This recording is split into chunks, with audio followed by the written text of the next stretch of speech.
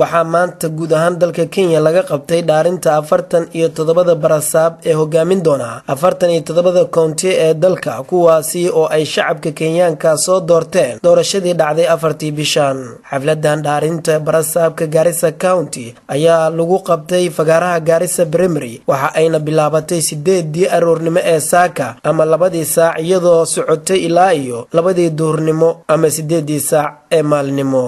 goobta xafladda dhaarinta ka socotay ayaa si aad loo adkeeyay ammaankeeda. Nadiif Jaamac Aadan oo loo dhaarinayay barasaabka Garissa County ayaa waqtiga uu dhaarinayay waxa uu yiri Bismillahir Rahmanir Rahim. I Nadiif Jaamac Aadan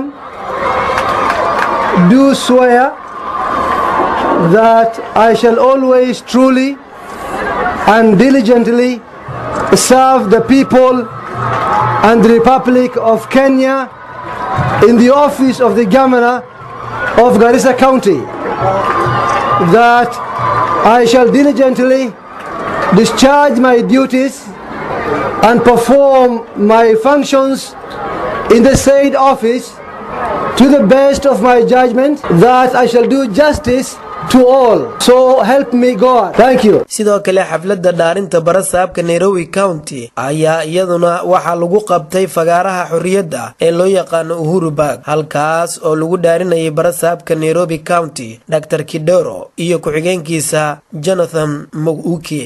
dhammaan 47 barasaab ee xilalka loo dhaariyay waxa hor yaala in ay wax ka qabtaan howlaha ku saabsan countiyada iyo mas'uuliyadooda loo igmaday. Maxamed Ciise Honkobel TV Garissa.